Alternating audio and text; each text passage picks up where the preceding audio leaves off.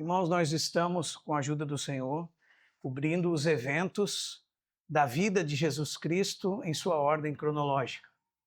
E na última vez que nós estivemos juntos em torno desse assunto, nós tratamos daqueles primeiros dias depois que o Senhor Jesus veio do deserto, onde ele enfrentou o diabo em sua tentação. O Senhor Jesus ficou 40 dias após o seu batismo, sendo guiado pelo Espírito Santo no deserto, onde foi tentado pelo diabo. Depois a Bíblia diz que ele, no poder do Espírito Santo, voltou para a Galileia. E nós estamos nesse período da sua caminhada até a Galileia.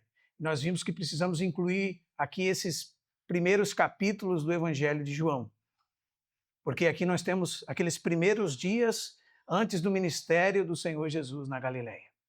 E nós falamos um pouco do ministério de João Batista na última vez e identificamos o ministério dele com o nosso e com a nossa vida e o nosso chamamento da fé cristã. E nós fomos chamados para sermos uma voz que clama no deserto e para preparar o caminho do Senhor. E nós vimos dois aspectos disso. Nós vimos que, por um lado, nós temos que ter uma identidade clara de quem nós somos e de quem nós não somos, né? Nós não somos o Cristo, nós não somos um profeta, nós não somos Elias, nós somos a voz de Deus nessa terra. E a voz, ela tem pouca importância. O mais importante é a mensagem. A voz não é vista, a mensagem precisa ser lembrada. E nós vimos um pouco disso, aquele paradoxo da vida cristã, que nós em nós mesmos nada somos, mas por causa da nossa identidade em Cristo e do nosso chamamento, estas coisas nos atribuem grande dignidade e grande responsabilidade. Hoje, caminhando um pouco além disso, nós vamos chegar então aos próximos dias e a chamada dos primeiros discípulos. Isso é bem importante. Por quê, irmãos? Porque nós vamos observar o que é ser um discípulo, o que é o verdadeiro discipulado, o que é ter um mestre Jesus, como muitas vezes os irmãos entendem errado estas coisas e como essas coisas têm tudo a ver conosco. Então, vamos ler a palavra de Deus no Evangelho, conforme o relato de João, capítulo 1.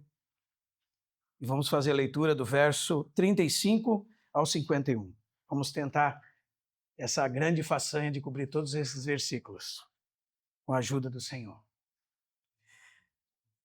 Evangelho de João, capítulo 1, verso 35. Diz assim a palavra de Deus, e essa é a parte mais importante da mensagem. Não é aquilo que nós temos para dizer sobre a mensagem, mas a própria palavra de Deus em si mesma. Ela tem o poder para nos edificar, para nos transformar. Então, eu peço aos irmãos que, em toda a exposição da Escritura, acompanhem o texto da Escritura, porque é muito importante que você coloque os olhos sobre ele e você perceba se é isso mesmo que o Senhor Jesus está nos falando, para que nós possamos estar dispostos ao Senhor e sermos transformados por ele, por meio da sua palavra. Diz assim o texto da palavra de Deus. No dia seguinte, esse é o terceiro dia daqueles que nós temos visto, estava João outra vez na companhia de 2 dos seus discípulos, e vendo Jesus passar, disse: Eis o Cordeiro de Deus. Os 2 discípulos de João, ouvindo dizer isto, seguiram Jesus. E Jesus, voltando-se e vendo que o seguiam, disse-lhes: Que buscais? Disseram-lhe: Rabi, que quer dizer mestre. Onde moras? Respondeu-lhes: Vinde e vede. Foram, pois, e viram onde Jesus estava morando. E ficaram com ele aquele dia, sendo mais ou menos a hora 10ª, 4 da tarde. Era André, o irmão de Simão Pedro, um dos 2 que tinham ouvido o testemunho de João e seguido Jesus. Ele achou primeiro o seu próprio irmão Simão, a quem disse: Achamos o Messias, que quer dizer o Cristo. E o levou a Jesus. Olhando Jesus para ele, disse: Tu és Simão, filho de João. Tu serás chamado Cefas, que quer dizer Pedro. No dia imediato, próximo dia, resolveu Jesus partir para a Galileia e encontrou Filipe, a quem disse: Segue-me.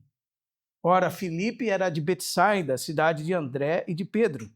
Filipe encontrou a Natanael, que também é chamado de Bartolomeu, e disse-lhe: achamos aquele de quem Moisés escreveu na lei e a quem se referiram os profetas, Jesus o Nazareno, filho de José. Perguntou-lhe Natanael: de Nazaré pode sair alguma coisa boa? Respondeu-lhe Filipe: vem e vê. Jesus viu Natanael aproximar-se e disse a seu respeito: eis um verdadeiro israelita, em quem não há dolo. Perguntou-lhe Natanael: de onde me conheces? Respondeu-lhe Jesus: antes de Filipe te chamar, eu te vi quando estavas debaixo da figueira. Então exclamou Natanael: mestre, tu és o Filho de Deus, tu és o Rei de Israel. Ao que Jesus lhe respondeu: porque te disse que te vi debaixo da figueira, crês?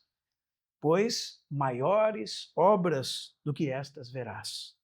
E acrescentou: em verdade vos digo, que vereis os céus abertos, ou o céu aberto, e os anjos de Deus subindo e descendo sobre o Filho do Homem. Essa é a palavra do Senhor. A palavra, irmãos, discípulo, como entendida no nosso uso contemporâneo, se deve particularmente ao movimento que surgiu na Argentina na década de 60. E houve um avivamento naquele lugar. Em decorrência disso, muitas almas começaram a buscar o Senhor. E as pessoas que lideravam aquelas almas buscaram encontrar uma forma descomplicada e despretensiosa de conservar os frutos daquele evangelismo e também de edificar a igreja. Essa forma teria que ser uma forma simples e prática e também aplicável a todas as classes, que cobrisse desde os mais simples até os que tivessem mais condições. Todas as classes. Cada cristão, conforme essa forma, tinha que treinar outra pessoa no espaço de um ano. E essas atividades se repetiam em novos processos à medida que chegavam novos convertidos. Um dia, irmãos, um desses líderes desse movimento, lendo o Evangelho de Mateus, viu as palavras de Jesus dizendo que Jesus olhou para as multidões e elas eram como ovelhas que não tinham pastor. E, um pouco mais adiante, ele leu que Jesus escolheu discípulos, 12 discípulos. Esse homem tinha uma congregação no entorno de 600 almas ao seu comando. E na interpretação dele, ele entendeu que essas 600 almas eram quase como um clube, né? E que entre essas 600 almas,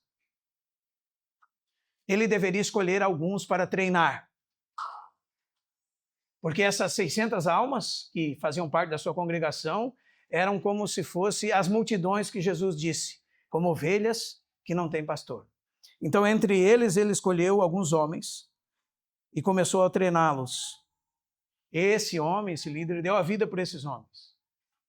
Ele trabalhou com eles durante 6 meses. Viveu junto com eles, comeu com eles. Eles se tornaram a sua família.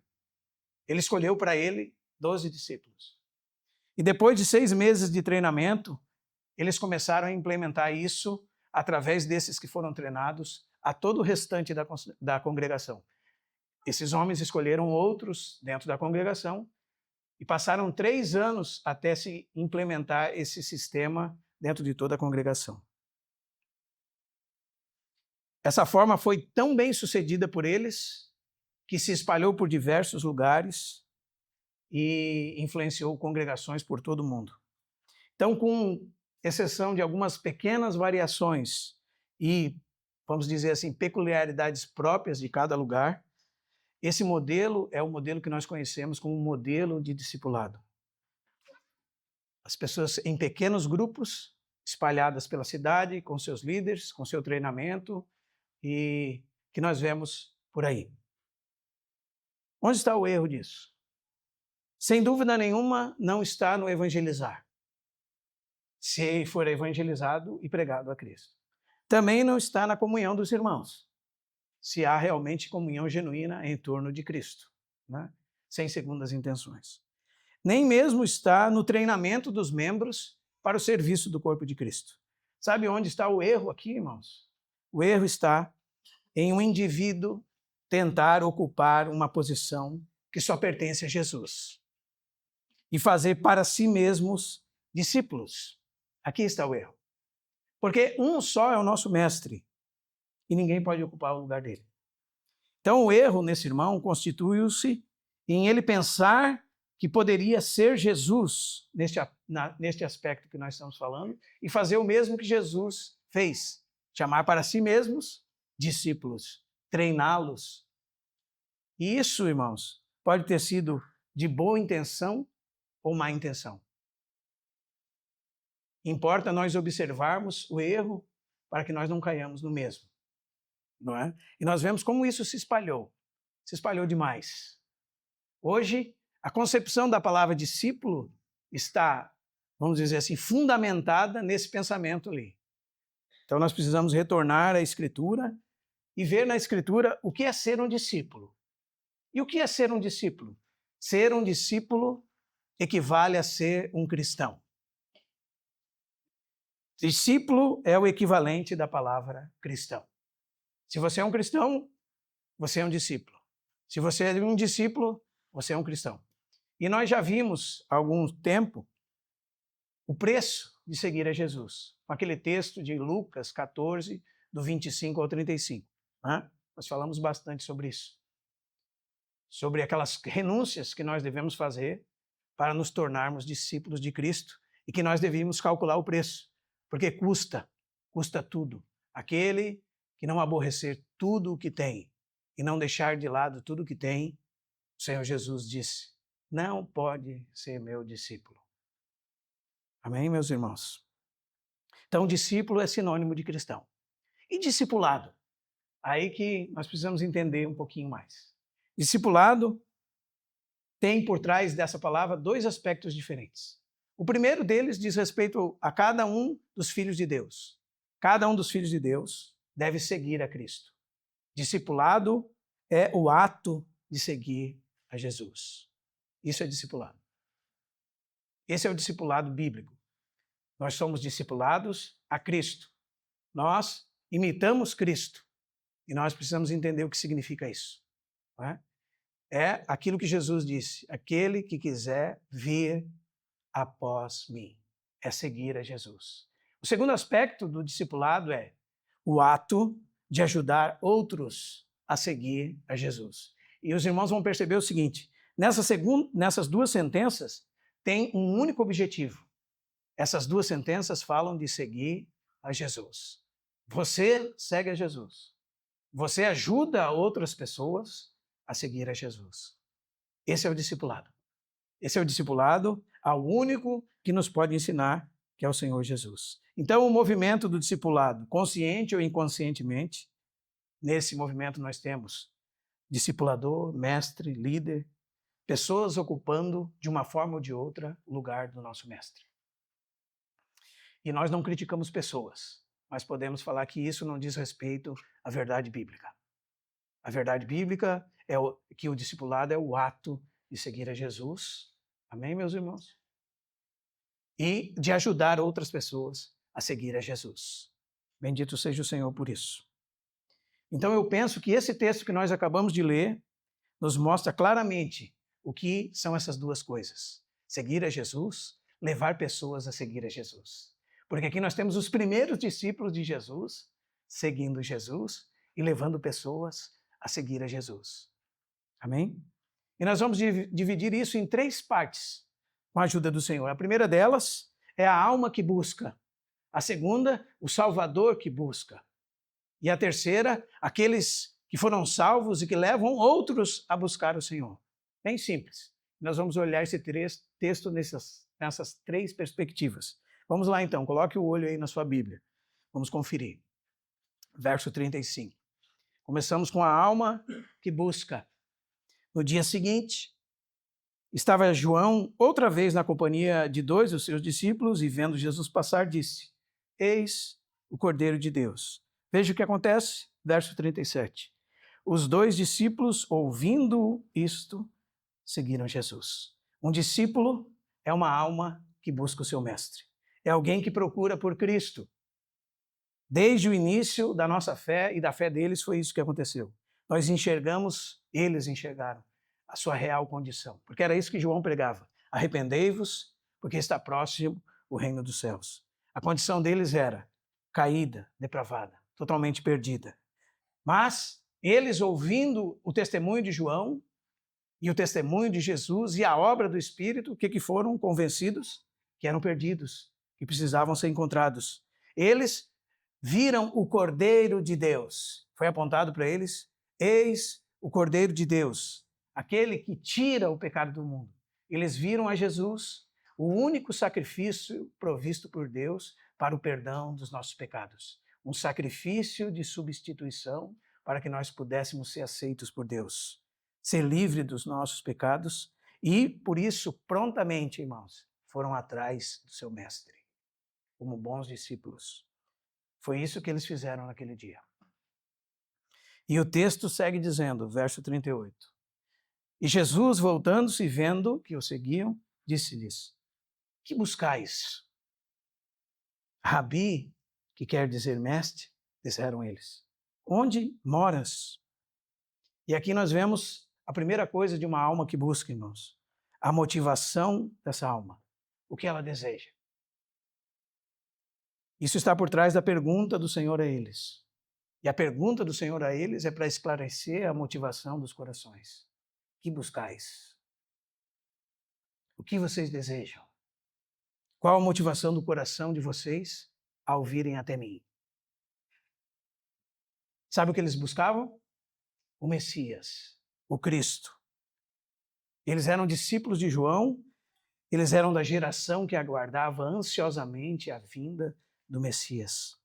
Eles buscavam o profeta, o sacerdote, o rei prometido nas páginas do Antigo Testamento. Ele era o prometido dos céus. Eles tinham acabado de encontrá-lo. Esse era o desejo da vida deles.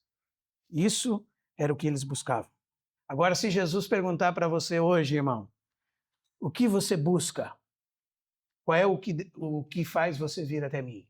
O que você deseja de mim? O que você quer comigo? Foi isso que Jesus fez com eles. Eles foram atrás de Jesus e a Bíblia diz que Jesus não os ignorou. Jesus virando-se para eles, olhando eles, perguntou para eles: o que vocês desejam? O que vocês querem comigo?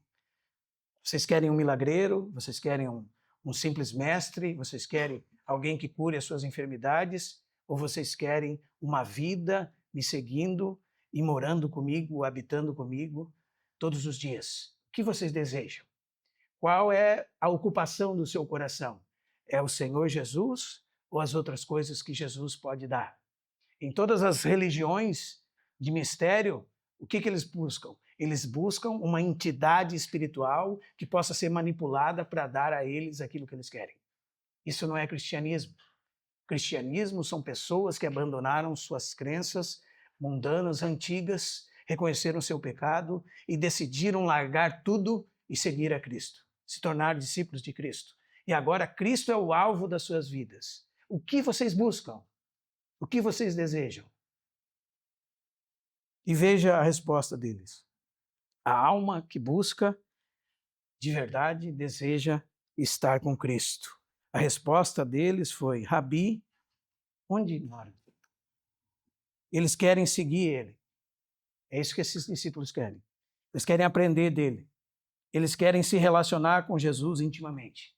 Eles querem morar onde Jesus está morando. Eles querem saber onde Jesus está e o que Jesus está fazendo.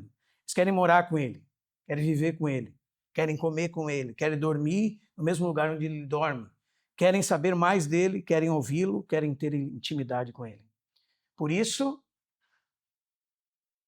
o texto nos diz: Jesus respondeu-lhes: vinde e vede. E veja o que aconteceu. Foram, pois, e viram onde Jesus estava morando. E ficaram com ele aquele dia, sendo mais ou menos a hora 10ª. E aqui nós temos quem eram eles. Era André o irmão de Simão Pedro, um dos dois que tinham ouvido o testemunho de Jesus, e seguido de João e seguido Jesus. Aqui nós temos os dois primeiros discípulos. Um deles é André, e o outro você não sabe quem é ainda. E você, se lê procurando ele durante todo o evangelho, também não vai saber quem ele é, porque ele não fala de si mesmo. O outro nunca se refere a si mesmo nominalmente. Sabe quem é ele? João, o apóstolo amado. Sabe como ele se refere a ele? Ele se refere a ele em 13:23 assim: o discípulo a quem Jesus amava. Esse é João. É João e André que, deixando o João Batista, seguiram Jesus, né? Foram amados por Jesus, habitaram com ele. Já pensou, irmãos, você ser conhecido dessa forma? Que glória, né? Você ser conhecido como um cristão. E o que é um cristão? Um cristão é alguém que Jesus ama. Por isso que salva. Por isso que o salvou. Porque Jesus ama. E Deus prova o seu próprio amor para conosco pelo fato de ter Cristo morrido por nós. Essa é a maior demonstração de amor. Quando nós éramos ainda pecadores. Ele amou João, ele amou André, ele amou Pedro, ele amou Filipe, ele amou Natanael, ele amou Tiago. Aqueles que ele escolheu, ele amou do princípio ao fim. Nos amou completamente. Como diz João capítulo 13. Então, a alma que busca realmente deseja estar com o seu mestre, né? Seguindo um pouco adiante, verso 41, a alma que busca deseja conhecer a Cristo. O que André fez? Ele achou primeiro o seu próprio irmão, Simão, a quem disse: achamos o Messias, que quer dizer o Cristo. E o levou a Jesus. André, pelas indicações de João Batista e também pelas próprias palavras de Jesus no dia anterior, depois de muito tempo com Jesus, né? Eu acredito que eles nem dormiram aquela noite, porque quando nós estamos interessados em alguém ou em alguma coisa que é muito importante para nós, o sono se vai embora, né? Então eles passaram muito tempo com Jesus e foram bem informados de quem Jesus era. Ele e João tiveram uma comunhão produtiva com Cristo, com o Filho de Deus. Que coisa inimaginável, irmãos. Poder estar aos pés de Cristo. Cristo, o próprio Deus, e ouvir as palavras de vida vinda da boca deles. Essa foi a experiência deles naquele dia. Talvez semelhante à de Adão na viração do dia, quando a Bíblia diz que Deus vinha para conversar com ele. É a experiência deles aqui. O Deus que se fez homem estava com eles, conversando com eles, comendo com eles, habitando com eles, no mesmo lugar. São coisas que os anjos anelam para escutar. Por que isso aconteceu? Porque haviam duas almas que buscavam a Deus. A Bíblia diz: aquele que busca, encontra. Aquele que pede, recebe. Aquele que bate, a porta se abre. Eles buscaram, pediram, encontraram a vida. E a vida foi manifesta a eles. Eles viram a sua glória, João diz, um pouquinho antes. Glória como do unigênito do Pai, cheio de graça e de verdade. E receberam dele, da sua plenitude, graça sobre graça. Eles conheceram a Deus por meio de Cristo. E segue o texto dizendo, irmãos: agora a alma que busca é transformada de uma pedra bruta a uma pedra viva. Né? Verso 41, acompanhe com a sua Bíblia. André achou primeiro o seu próprio irmão, Simão, a quem disse: achamos o Messias, e o levou a Jesus. Olhando Jesus para ele, disse: tu és Simão, o filho de João. Tu serás chamado Cefas, que quer dizer Pedro. Que interessante, irmãos. O grande conhecimento do Senhor, né? O Senhor sabe quem Pedro era, como também sabe quem todos nós somos. O conhecimento de Jesus é completo, sobretudo nos mínimos detalhes. Ele conhece tudo por dentro, por fora, por todos os lados, ininterruptamente. Conhece as dores, as aflições, as dificuldades, os traumas, as fraquezas. Jesus sabe todas as coisas. Nada passa despercebido aos olhos de Jesus.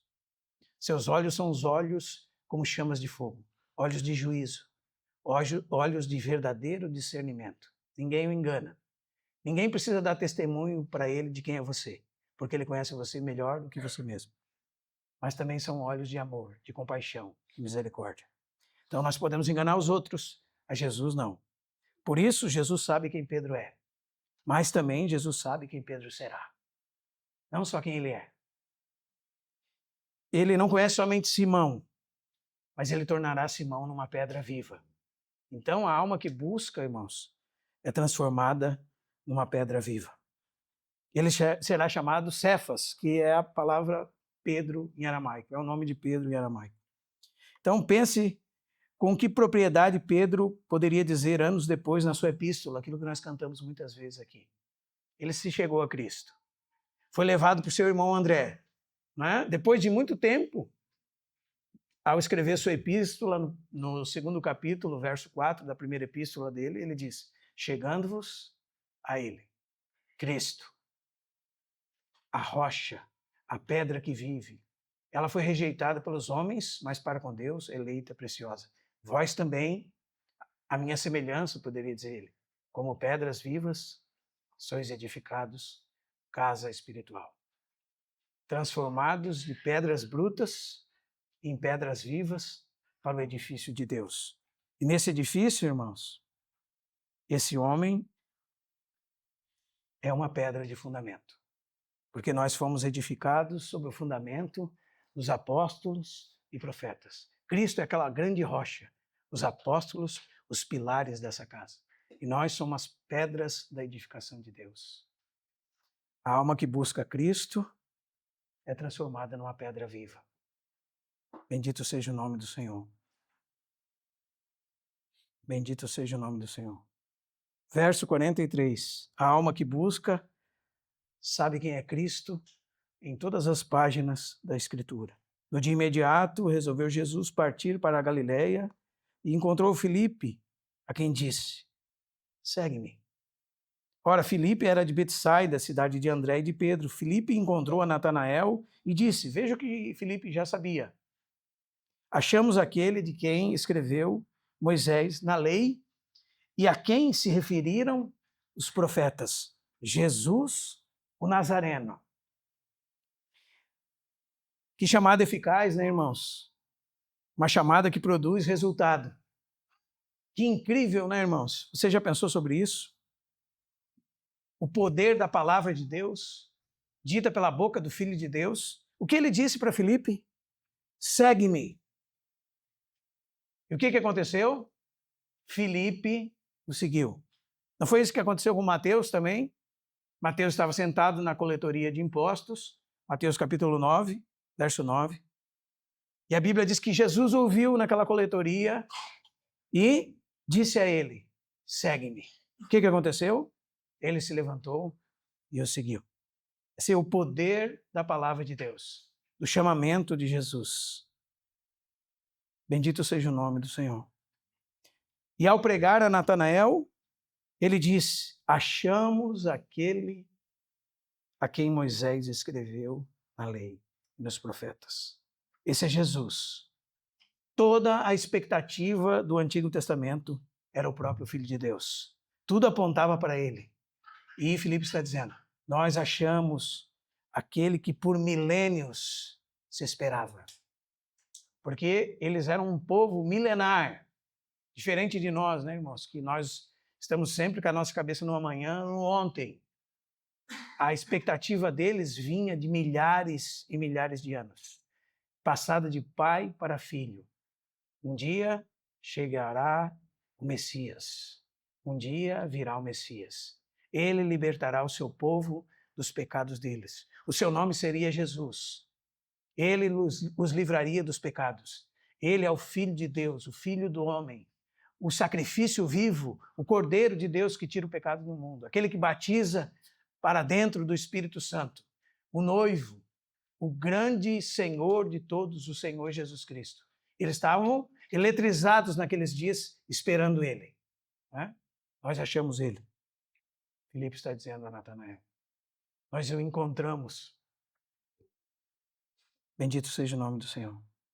Ou seja, Filipe sabia, conhecia o que estava escrito e sabia que aquele homem era o cumprimento. Imagina, irmãos, como nós podemos aprender com Filipe, né? Se você for estudar a Escritura, encontre Cristo nela.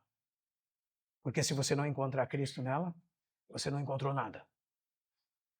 Né? O Senhor Jesus disse aos fariseus e aos escribas, o que ele disse? Vós esquadrinhais as Escrituras, porque buscais ter nelas a vida eterna, mas são elas que testificam de mim. Contudo, não quereis vir a mim para que tenham vida. Aí imagina, eles, letra por letra, procuravam os assuntos, os temas nas Escrituras, e tudo apontava para ele, mas eles não queriam nenhum relacionamento com ele. Diferente de Filipe.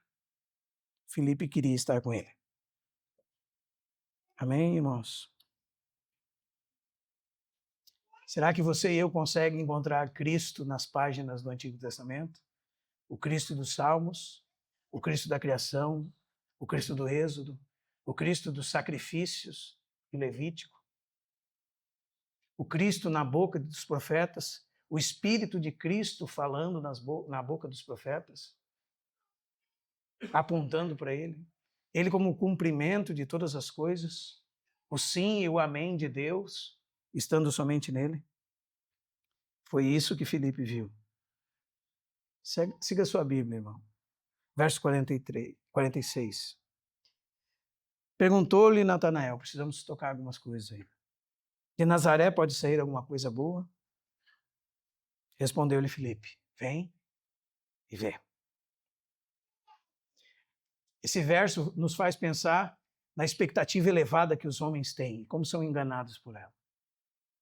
Eles esperam grandes lugares, eles esperam aparatos lindos, maravilhosos, belas roupas, pompa, glória humana, todas as coisas que encantam e brilham aos olhos. Mas o que nós aprendemos? Que muitas vezes nós menosprezamos a obra de Deus, nas pequenas coisas, nos humildes. Jesus é o Salvador dos humildes. E mais que isso, o dono do mundo e o Senhor de tudo veio habitar numa aldeia no canto mais longínquo e estranho e distinto de todos os outros deste mundo. Ele se fez homem, no lugar humilde habitou. Na região chamada da sombra da morte. Na Galileia dos gentios, em Nazaré. O dono do mundo foi habitar em uma cidade desprezada por todos. De Nazaré, disse Filipe, pode surgir alguma coisa boa? Irmãos, em Jesus, todo homem, de todo lugar, em qualquer condição, é visto da mesma maneira. E Deus não faz acepção de pessoas. Como nós precisamos aprender com Jesus? Todos têm o mesmo valor para Ele. Todos precisam ser alcançados por Ele. Mas Filipe consegue despertar a curiosidade daquele amigo sobre Jesus com seu testemunho. Os irmãos já pensaram? Vem alguma coisa boa daí? Vem. É como se ele dissesse para Natanael, vem provar e ver que o Senhor é bondoso. Provai e vede que o Senhor é bom. Veja com os teus próprios olhos. Observe. Tire as suas próprias conclusões. Ninguém que encontrar com ele vai voltar para casa da mesma maneira. Essa era a confiança de Filipe. Então, irmãos, e seguindo, a alma que busca encontra a escada do céu. Verso 47. Jesus viu Natanael aproximar-se e disse a respeito dele, eis um israelita, um verdadeiro israelita, em quem não há dolo. Perguntou-lhe Natanael, de onde me conheces? Respondeu-lhe Jesus, antes de Filipe te chamar, eu te vi quando estavas debaixo da figueira.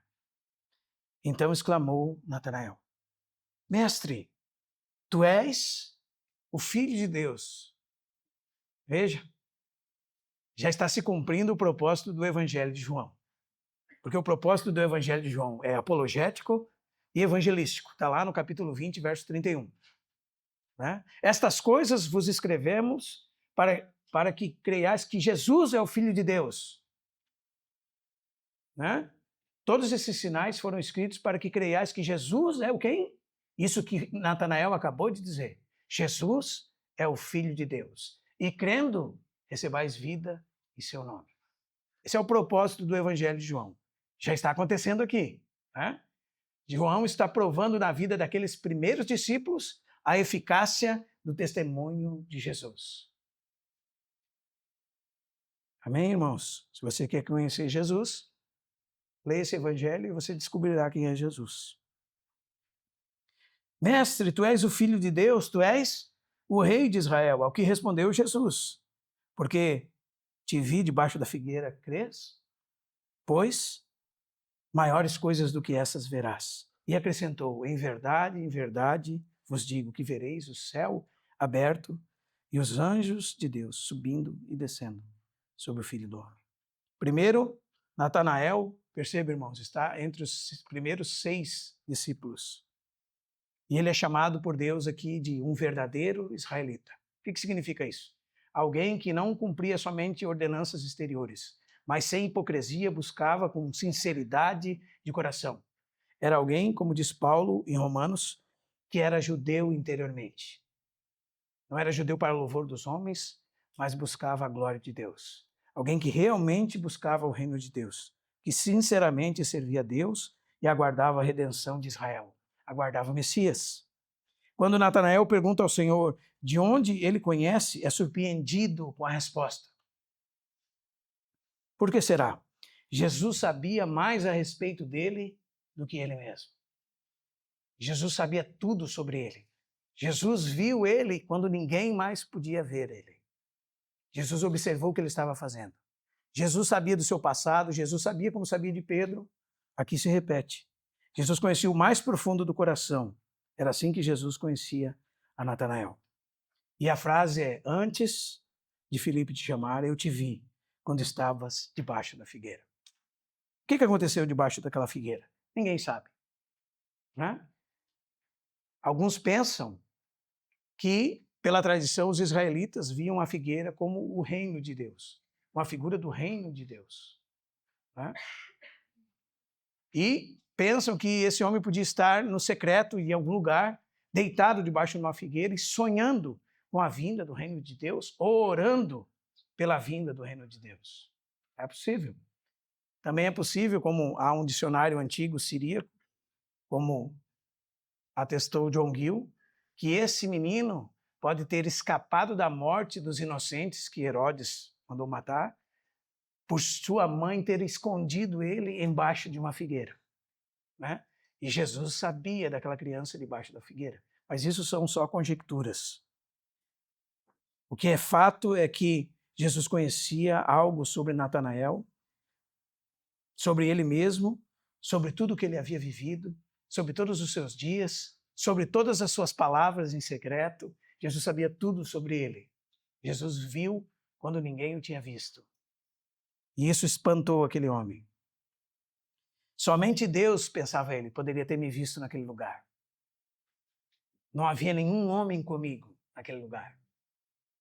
Somente Deus poderia ter visto o que eu pensava e registrado as minhas orações. Somente Deus poderia ter feito isso. Logo, esse homem tem que ser aquilo que dizem ele ser, o Filho de Deus. É por isso que ele exclama, tu és o Filho de Deus, tu és o Rei de Israel. A confissão de Natanael é exatamente o que o Evangelho de João vem instigar a cada um que lê esse Evangelho. Se você lê o Evangelho de João, quando você chegar lá no final, ou muito antes, você vai observar a seguinte coisa. Este homem só pode ser Deus em carne humana. As coisas que ele faz testificam a respeito dele. Ele só pode ser o Filho de Deus, da mesma natureza e essência do Pai, coeterno, coigual, consubstancial com o Pai. O Filho de Deus, o Verbo de Deus, que se fez homem e habitou entre nós. Isso que está na confissão de Natanael. E Jesus segue. Ao que Jesus respondeu, verso 50. Por que te disse que te vi debaixo da figueira, crês? Pois maiores coisas do que essas verás. E acrescentou, em verdade, vos digo que vereis o céu aberto e os anjos de Deus subindo e descendo sobre o Filho do Homem. Irmãos, Jesus está dizendo para Natanael assim, você vai experimentar, você vai provar uma verdadeira visitação do céu no seu tempo. Todos os restantes dos seus dias, a partir de agora, pelo encontro com o Filho de Deus. Literalmente, ele iria provar todos os dias, a partir de agora, pelos próximos 3 anos e 6 meses, uma visitação dos céus todos os dias. Porque a escada de Jacó estava sobre ele e a porta do céu estava aberta a partir daquele momento. Não é pouca coisa, não é? Ele verá a ação do céu sobre a terra daquele momento em diante, diariamente. Essa é a vida do crente. Essa é a vida do crente, irmão. Poder experimentar a ação do céu sobre a terra diariamente, todos os dias da sua vida. Essa é a vida de um crente. O que você acha disso? Será que nós não estamos trocando as coisas do Senhor por palha, madeira, feno? E trocando a verdadeira riqueza por aquilo que, ainda que pareça que reluz, não tem valor nenhum? Aquele que está diante dele, sabe quem é? A ponte entre o céu e a terra. A verdadeira escada de Jacó, em Gênesis 28, leia lá, irmão. Jacó dormiu sobre uma pedra e teve um sonho. E o que aconteceu? Ele viu uma escada e os anjos de Deus subiam e desciam. E na ponta daquela escada, o Senhor disse para ele algumas palavras. Não é? E algumas promessas. E depois, no final, ele diz, quão terrível esse lugar. É a casa de Deus. É a porta do céu. É através dessa escada, irmãos, dos céus, que os céus e a terra se encontram. Em Jesus Cristo, céus e terra se encontram. Onde ele está, ali está o céu. Onde ele está, o próprio céu está operando. Onde Jesus está, o céu fala. Onde Jesus está, o céu percebe, sente, opera. Por isso há milagres, sinais, prodígios, maravilhas. Onde Jesus está, ele é a escada do céu. Há uma porta aberta no céu e os anjos de Deus sobem e descem sobre o Filho do Homem. Ele é o Filho do Homem. Ele é o representante legal da raça humana. O que significa isso? 2 coisas. Todas as coisas que sobem ao céu só sobem por meio dele. E todas as coisas que descem do céu para o homem só descem por meio dele. Bem disse Paulo ao seu respeito. Ele é o único mediador entre Deus e os homens. E não há nenhum outro. Cristo é a escada de Jacó. Cristo é a própria casa de Deus, a porta do céu. Ele é o verdadeiro mediador. Esses versos, sabe o que fazem, irmãos? Estão preparando os discípulos, sabe por quê? A partir do capítulo 2, que nós vamos entrar na sequência, o que vai acontecer? Grandes milagres, sinais são chamados por João. Né? Por quê? Porque a escada de Jacó está ali. E o céu foi aberto. Agora o relacionamento do céu e a terra está aberto. Né? E pense assim, esses são os primeiros 6. Os irmãos percebem, vão vindo de 2 em 2. André, João, quem mais? Provavelmente Tiago, Pedro, Filipe, Natanael. Não é assim? E assim vai agrupando. O Senhor Jesus diz, quando eu for levantado da terra, atrairei todos a mim. É como se começasse a se juntar com ele, todos aqueles que ele escolheu antes da fundação do mundo, que seriam resgatados por ele e que estão vivendo naquela presente era, se agrupando em torno dele. Por quê? Porque ele é a porta do céu. Ele é a escada que sobe. Para você subir para lá, você precisa dele. Para descer alguma coisa de lá para você, você precisa dele. Nada nós podemos fazer sem ele. Amém, irmãos? Talvez diariamente nós precisamos ser lembrados disso. O quê? Lembrado do quê? Que só há contato com o trono de Deus por meio de Jesus. Que nós somos só aceitos por Deus por causa de Cristo. Que nós somos só ouvidos por Deus em nossas orações por causa do seu Filho. Que nós só temos a bênção de Deus por causa dele. Que nós só recebemos palavras verdadeiramente de sabedoria porque ele é a nossa sabedoria, ele é a nossa justiça, ele é a nossa santificação, ele é a nossa redenção. Que nós só vemos milagres por meio de Cristo, por nenhum outro lugar. Que as conversões não são por nossa causa, são por causa de Cristo e para Cristo. Que os discípulos são o quê, irmãos? Discípulos de Cristo, para Cristo, para seguirem a Cristo. Ninguém ocupa o lugar dele. Se há algum relacionamento, algum contato entre céu e terra, não tem nada a ver comigo nem com você. Tem a ver com Cristo. Amém? Essa é a primeira perspectiva a respeito desse texto. Agora, se você olhar rapidamente, queria passar mais rápido agora, sobre duas outras perspectivas no mesmo texto. O Salvador que busca. Porque nós não buscamos a Ele. Ele nos buscou. Não é? Nós fomos achados por Ele. Não é? E como é que nós sabemos disso? Nós sabemos disso porque Ele veio do céu para nos buscar. Não é verdade, irmãos? Marcos 10:45 diz, o próprio Filho do Homem não veio para ser servido, mas para servir e dar a sua vida em resgate por muitos. Quando o texto nos diz assim, o Verbo se fez carne e habitou entre nós, está dizendo que Deus, a segunda pessoa da Trindade, se tornou um homem. E naquele homem Jesus estava 100% Deus, 100% homem. E ele veio com uma missão de buscar e salvar o que havia se perdido. Então ele é um Salvador que busca.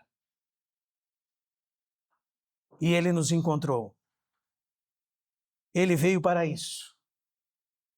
Amém? João 1:11 diz, ele veio para os que eram seus, e os seus não o receberam. Ele veio. Mas a todos quanto receberam, deu-lhes o poder de serem feitos filhos de Deus. Ele veio para eles. Por causa dele, foram feitos filhos de Deus. Aqueles que creem no seu nome, os quais não nasceram da vontade do homem, nem da vontade da carne, nem do sangue, mas de Deus foram gerados. O Verbo se fez carne e habitou entre os homens. Ele veio nos buscar. Ele veio salvar um mundo perdido. E ele encontrou aqueles homens. Quando André e João seguiram Jesus, o que o texto diz? Verso 38. Voltando-se e vendo que o seguiram, disse-lhes, que buscais? O Senhor se voltou para eles, virou-se na direção deles, os percebeu, olhou para eles, deu a atenção dele para eles. Ele não os rejeitou. Ele falou com eles. Por quê, irmãos? Porque ele veio para salvá-los. O Senhor está sempre com a sua mão estendida para salvar. Sempre, sempre disponível para salvar. Ele veio para salvá-los, ele veio para treiná-los, ele veio para morrer por eles, ele veio para enviá-los ao mundo. Eles não passaram despercebidos por eles. Eles têm toda a atenção dele. Você já pensou sobre isso, irmão? Ter um Deus desse tamanho, que se preocupa conosco, que se volta para a nossa direção. Quem nós somos para que ele nos responda? Ou que nos ouça? Ou que nos ame? Não é? Ele é um Salvador que não só veio para nós, mas também nos recebe para ele. Como o texto diz, verso 35, verso 39. Jesus primeiro diz a eles, vinde e vede. Venham e aprendam de mim. Essa é a ideia. Venham e se tornem meus discípulos. Venham. Estou aberto para vocês. Eu recebo vocês. O texto diz, foram, pois, e viram onde ele estava morando. Interessante, né, irmãos? As portas do lugar que Jesus estava morando naqueles dias foi aberta para eles, para sentar com ele, para comer com ele, para ficar por ali, para habitar onde ele habitava. Bendito seja o seu nome. Eles ficaram horas com ele aquele dia. Eles foram recebidos por ele, receberam sua atenção. Ele os acolheu, como te acolheu e me acolheu. Ele os serviu, porque ele veio para servir e para dar o exemplo para nós. E ali começou o quê? O discipulado daqueles homens. Então, o discipulado é um relacionamento com Cristo, que é o seu mestre. É habitar onde ele habita. É ouvir as suas palavras, compreendê-lo, receber dele, estar onde ele está e se relacionar com ele. Isso é discipulado. Os irmãos percebem que não tem nada a ver comigo, com Isa, com o Rodrigo, tem a ver com Cristo, não? Nossos irmãos possam observar essas coisas, né? Por que Cristo te acolheu com tanto afeto? Por que Cristo é o exemplo de toda hospitalidade? Né? Será que isso não nos constrange? Ah, constrange. O amor de Cristo realmente nos constrange. Quando nós observamos a nossa real condição, o nosso grande Salvador e o seu amor em nos receber. Né? Mas ele não é só um Salvador que recebe, ele é um Salvador que transforma, como nós vimos com Pedro. Ele está interessado em Pedro. Ele está interessado em transformar Pedro. Né? E nós podemos resumir a nossa vida e a vida de Pedro da mesma forma. Porque se você observar a biografia de Pedro nos evangelhos, o que está acontecendo com Pedro? Em uma palavra, treinamento. Outra palavra, transformação. É isso que está acontecendo com Pedro. É isso que acontece conosco ao longo da vida cristã. Nós somos transformados por ele, pelo seu Espírito que habita em nós. Amém? Mas ele é também um Salvador que conhece tudo, como eu já disse aos irmãos. Ele viu Natanael, ele viu todas as coisas, conhece a nossa miséria, incapacidade, também sabe no que nós podemos nos tornar. E aqui que está o grande tema, né, irmãos? Não é a respeito do que nós somos, mas é a respeito do que nós podemos nos tornar por meio de Cristo. E ele sabe como fazer isso. Nós precisamos nos render a ele e deixar que ele nos transforme. Mas mais, ele é um Salvador que se revela e que desvenda os mistérios de Deus. Nele estão todos os tesouros da sabedoria e do conhecimento. Né? Jesus disse para Natanael, coisas maiores verás. Vereis o céu aberto e os anjos de Deus subindo e descendo sobre o Filho do Homem. Coisas maiores verás. Essa é uma expressão da vida cristã. Se você tem a vida de Cristo, a sua vida será como a luz da aurora. Brilhará cada dia mais até ser dia perfeito. Você vai ser transformado progressivamente. Hoje você viu alguma coisa. Amanhã, coisas maiores verás. Né? Por quê? Porque uma porta foi aberta no céu e há um mediador entre Deus e os homens. Voltou o contato com a terra. Né? Rasgaram-se os céus. Voltou-se a ação da terra diretamente por meio de Jesus. A ação de Deus na terra. Coisas maiores verás. O texto diz, vereis o céu aberto e os anjos de Deus subindo e descendo sobre o Filho do Homem. Anjos subindo e descendo sobre o Filho do Homem. Nós já vimos o que é céu aberto, né? Esse retorno ao relacionamento perdido. Desse retorno, irmãos, decorre toda a relação de Deus com os homens, toda a graça, toda a verdade, todo o poder, toda a glória, tudo está habitando nele. É por meio dele que vem a nós. Amém? E verso 51 diz uma expressão importante. Em verdade te digo, que vereis o céu aberto e os anjos de Deus subindo e descendo sobre o Filho do Homem. Literalmente é amém, amém.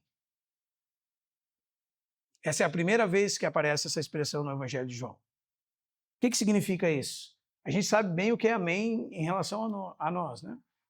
O irmão está orando e a gente diz amém. Porque a gente está querendo dizer o quê? Assim seja. Quando Deus fala amém é diferente, irmão. Não é? Aqui, o Senhor Jesus está enfatizando a verdade, a validade da sua afirmação. E que isso jamais mudará. É uma sentença da parte dele. Ele está dizendo não assim seja. Ele está dizendo assim é. Assim sempre será. É assim quando Deus fala. Né? As coisas que nós falamos, elas são voláteis. A gente não tem uma palavra tão firme assim. Só Deus tem essa palavra, né? As coisas que nós falamos, até a nossa própria vida é como uma erva, como aquilo que a neblina leva embora, como a neblina que o vento leva embora. A palavra de Deus permanece para sempre. Imagina, irmãos, palavras de Jesus, palavras permanentes, palavras que jamais vão mudar, palavras que jamais passarão. Vereis os céus abertos e os anjos de Deus subindo e descendo sobre o Filho do Homem. Jamais mudará essa relação dos céus com a terra. E nós poderemos experimentar essas verdades todos os dias da nossa vida. É uma verdade imutável. Ele é um Salvador que é o único que une céus e terra. E isso jamais será diferente. Jamais será diferente para Natanael, jamais será diferente para Pedro, para Felipe, para André, para Tiago, para João Batista, para o Isa, para o Estênio, para qualquer filho de Deus, nascido de Deus. Ele pode experimentar em Deus céus abertos. Amém, irmãos? E a terceira maneira de ver esse texto, irmãos, é esta que eu falei no início. Discípulos seguindo Jesus e levando outros a seguir Jesus. Então nós temos a alma que busca, o Salvador que busca e os discípulos que levam outros discípulos a buscar. Não é assim?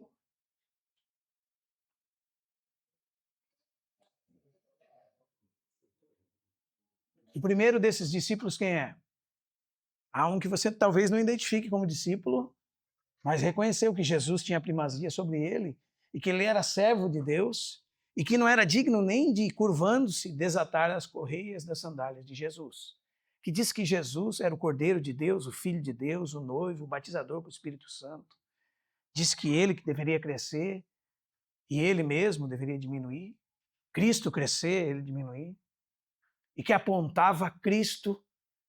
E quando ele apontava a Cristo, as pessoas seguiam a Cristo. Quem era ele, irmão? O primeiro deles, que nos mostra claramente isso, é João Batista.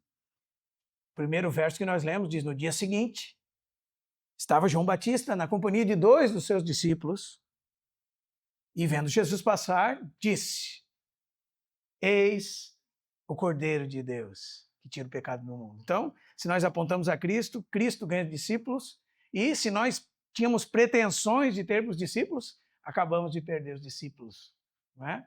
E Cristo ganha discípulos. Esse é João Batista. Depois, rapidamente, quem é o próximo? O próximo é André. E com André, nós aprendemos uma grande lição. Qual é? Prática. O texto diz assim, verso 40.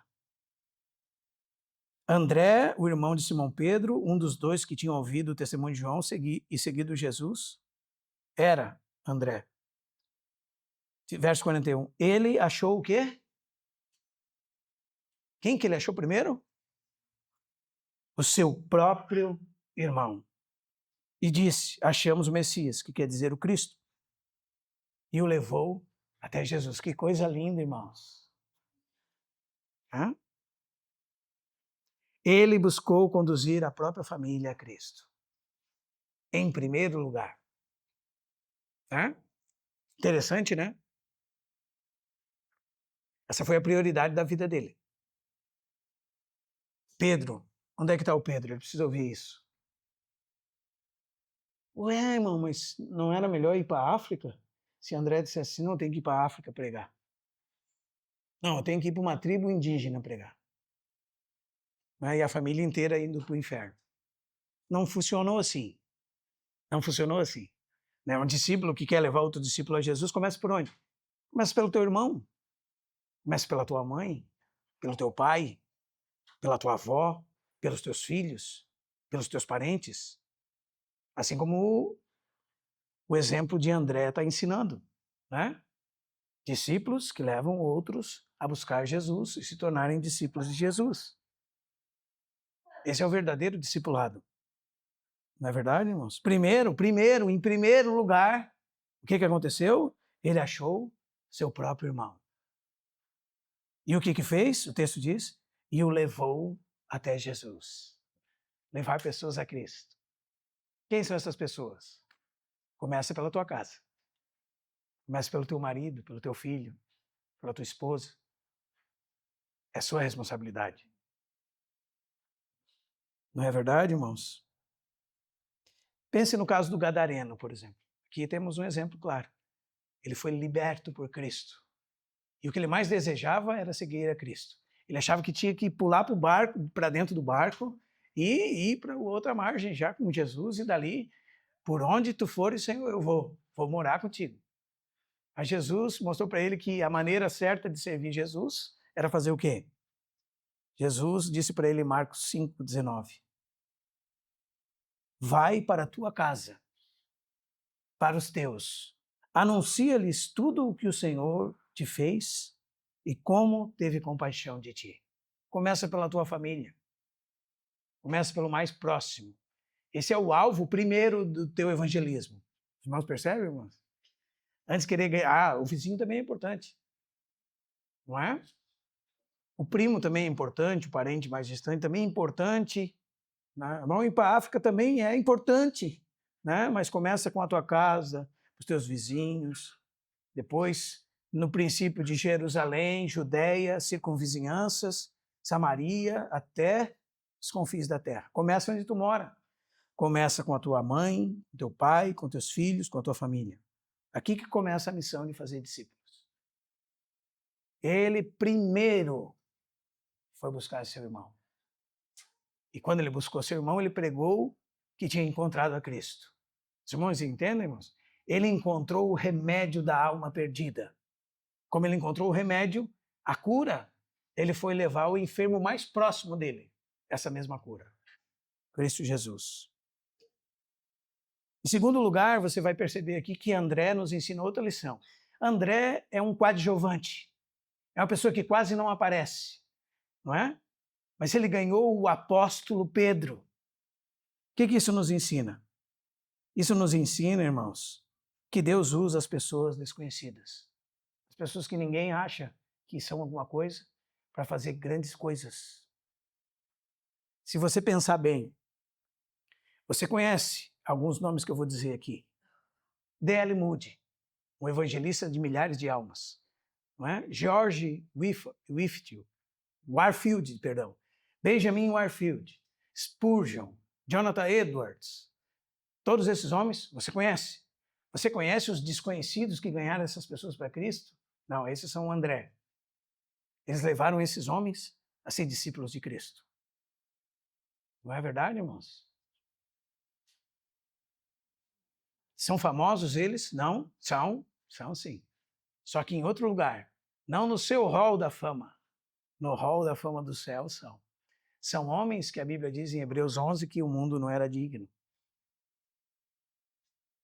Eu lembro de um pregador que ele conta da história da sua conversão. Ele conta que ele era jovem, tinha tentado se matar, estava numa cama de hospital. E chegou alguém na cama do hospital e entregou uma Bíblia na mão dele. E através daquela Bíblia, a alma dele foi salva. E esse homem foi um grande homem de Deus da história. Mas a pessoa que ganhou ele, se você fosse observar, talvez você ia dizer, só ganhou ele. Só ganhou ele. Só ganhou ele. Só ganhou o D.L. Moody, que ganhou milhares de almas para Cristo. Só ganhou ele. Deus usa pessoas desconhecidas para fazer grandes coisas. André nos ensina isso. E o terceiro deles é Filipe. Conduziu Natanael a Cristo, como diz o verso 45. Achamos aquele, ele disse a Natanael, que Moisés escreveu na lei e a quem se referia nos profetas. Jesus o Nazareno. Nós podemos então dizer, irmãos, que como que Filipe pegou o Antigo Testamento, que era a única coisa que eles tinham à época, e mostrou Cristo a Natanael, um verdadeiro israelita. Não foi isso? Nós achamos aquele que Moisés escreveu. Sabe lá em Deuteronômio 18? O Senhor suscitará um profeta semelhante a mim. Todo aquele que não o ouvir será eliminado do meio do povo. Isaías 53, Isaías 7, Isaías 9. Ele mostrou o Filho de Deus através das Escrituras a Natanael. Ele mostrou aquele que por milênios todo mundo esperava, Natanael. E ele conduziu Natanael a Cristo. Aí nós temos o que em Filipe? Um amigo. Agora sim. Primeiro o irmão, a irmã, o filho, o pai, a esposa, os parentes, os amigos. Os verdadeiros amigos. Parece que Filipe não ficou conversando sobre futebol com Natanael, economia. Parece que ele não ficou falando sobre as próximas férias. Com o que ele falou? O que ele falou para Natanael, irmãos? Falou sobre Cristo. Achamos o Cristo. Aquele que Moisés falou. Achamos. Você faz isso com seus amigos, irmão? A conversa que você tem com seus amigos é para que eles conheçam a Cristo? Isso demonstra o amor que você tem por eles, ou não.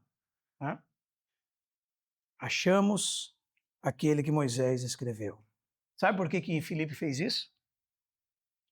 Porque a semelhança de Pedro e todos os outros apóstolos, eles não conseguiam deixar de falar disso.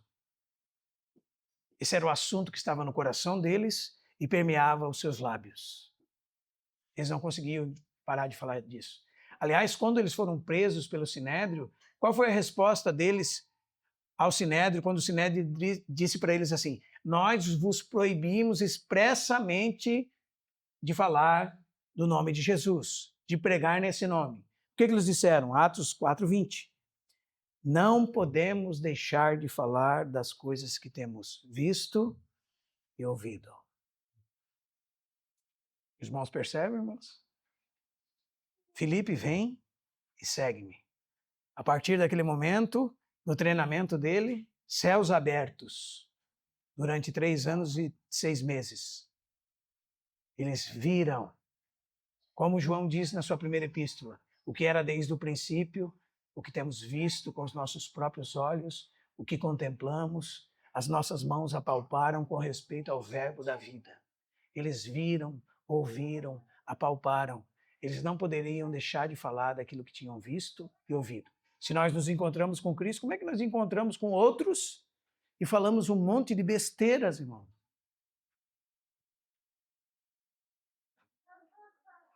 Então, o convite é que Natanael, então, depois de pregar sobre Cristo, depois de você expor a mensagem cristã, daí você chega para o seu amigo e diz assim, ó, vem e vê.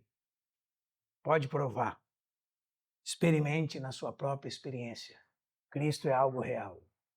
Genuinamente você pode prová-lo. Você já provou a Cristo?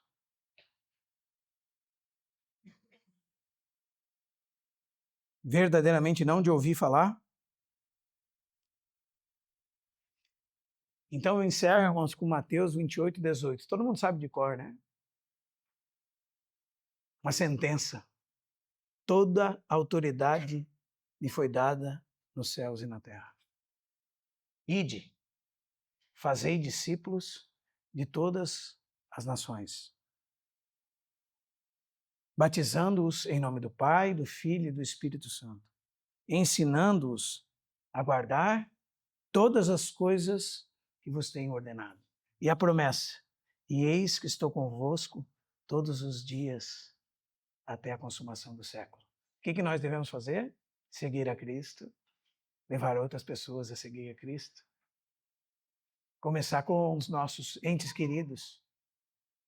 Amém, irmãos? Faça um exercício na sua imaginação aí, né? Quantas cadeiras ia precisar para ocupar a sua família aí ao seu lado?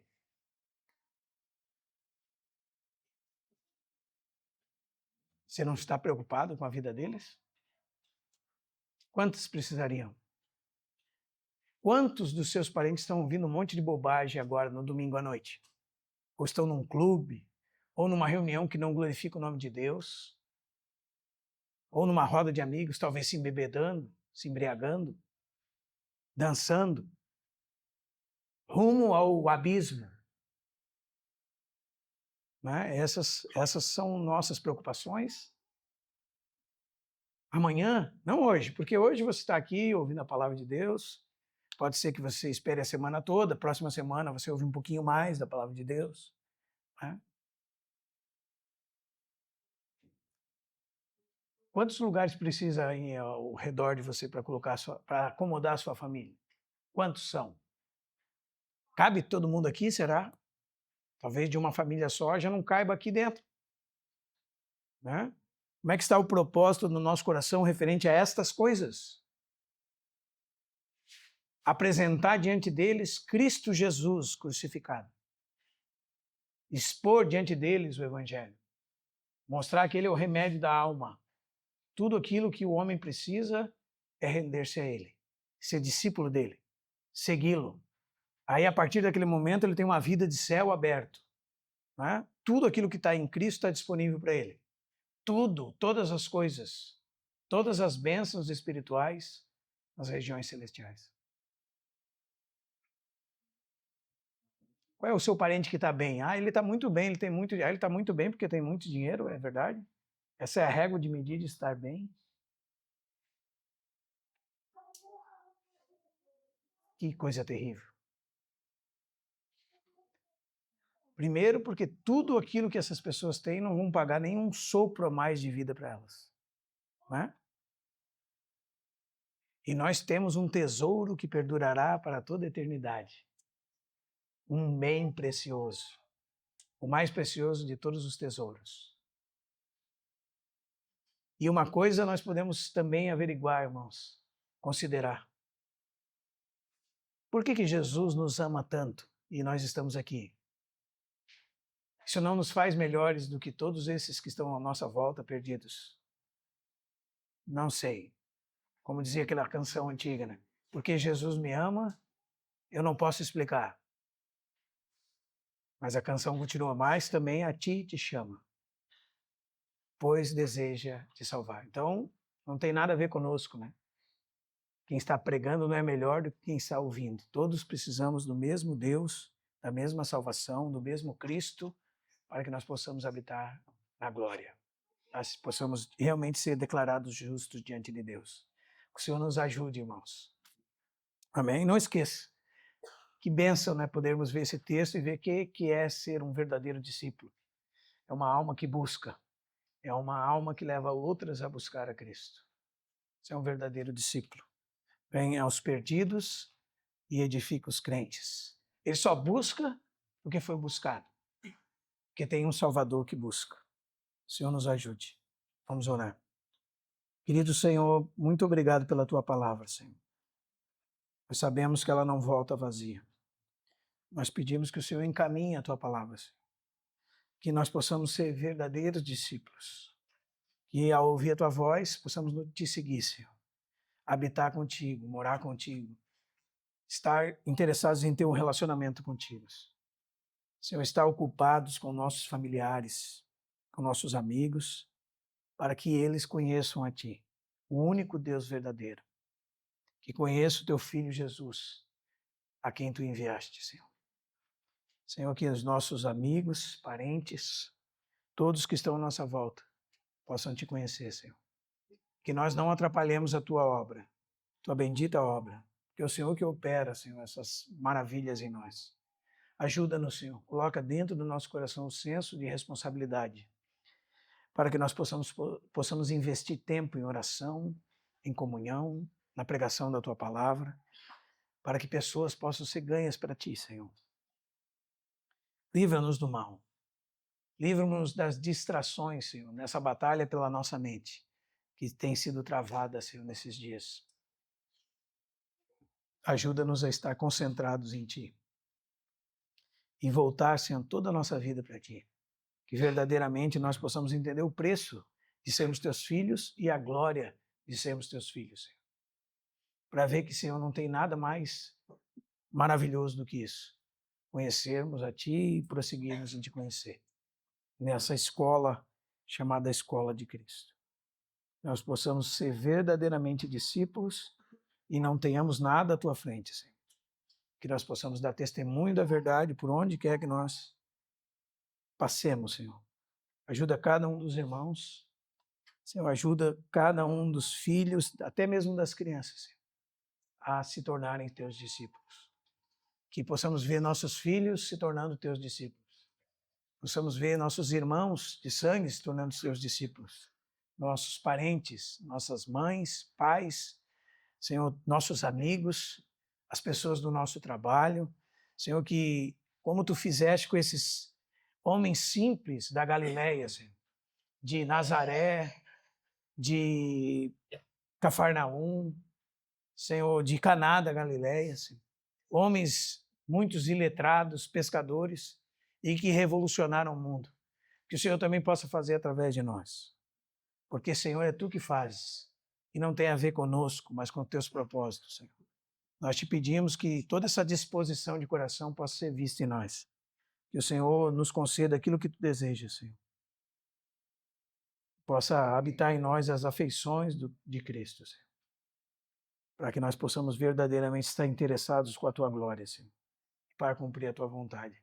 Nós oramos isso no precioso nome do Teu Filho Jesus. Amém. Amém, irmãos?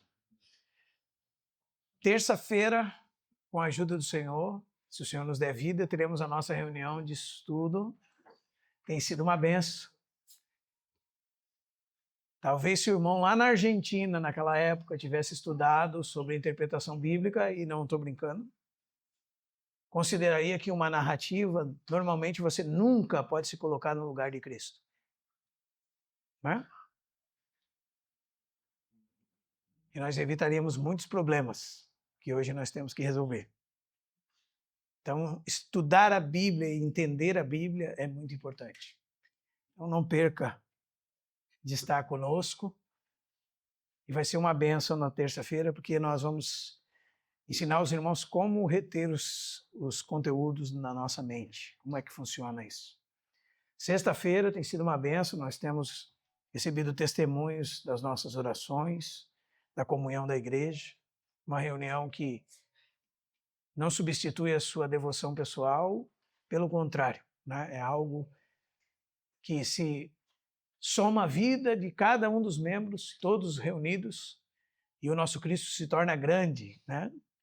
Em sua conexão com o Pai no céu, quando nós concordamos em orar segundo a sua vontade. Orar também pela irmã Lene. Domingo que vem, se o Senhor nos permitir, teremos a nossa reunião. Vamos orar? Mais alguém estava enfermo, irmãos? A esposa do irmão Evilásio também. Meu segundo ABC hoje, Como? José. Ah, é o Zeca. Senhor, abençoa a vida da nossa irmã Lene, Senhor. Que ela possa ser visitada por Ti. Senhor, que poder maravilhoso é o poder da oração, porque, Senhor, o Senhor pode visitar ela através da oração do Teu povo, aonde ela está. E nada pode escapar da Tua oração, Senhor. Da oração que é dirigida a Ti. Abençoa nossa irmã, restaura a saúde dela. Senhor, abençoa a esposa do irmão Evilásio, que não conseguiu fazer a cirurgia. Que o Senhor possa ter misericórdia dela, Senhor. Fortalecer o organismo dela. Abençoa o irmão Adriano, também que está se recuperando. Que o Senhor possa visitá-lo onde ele estiver, Senhor. Os irmãos que estão aqui presentes e que muitas vezes, Senhor, estamos presentes e não sabemos o que temos. nem o que está no nosso organismo, mas o Senhor conhece todas as coisas, como nós vimos. O Senhor vê os mais profundos dos corações. Que o Senhor nos cure, Senhor, de eventuais problemas ou dificuldades que possamos ter. Cura principalmente a mente dos irmãos, Senhor, para que nós possamos verdadeiramente ser diferentes da nossa geração, Senhor, ansiosa, com problemas psicológicos, que não se contentam com as coisas que o Senhor dá e estão aterrorizados com o dia de amanhã. Cura nossas mentes, Senhor. Ajuda-nos a descansar em Ti. Abençoa também o tio do Felipe, o Zeca. Que o Senhor possa restaurar ele completamente, Senhor, de toda sequela que possa existir. Nós te agradecemos pela reunião, pela Tua vida, pela Tua palavra. E pedimos que o Senhor também abençoe a nossa semana, Senhor, que seja uma semana produtiva para Ti e para o Teu reino, Senhor. Que nós possamos ser coparticipantes do Teu trabalho, Senhor. Nós oramos isso em nome de Jesus. Amém. Proclamamos, Deus, Tua palavra.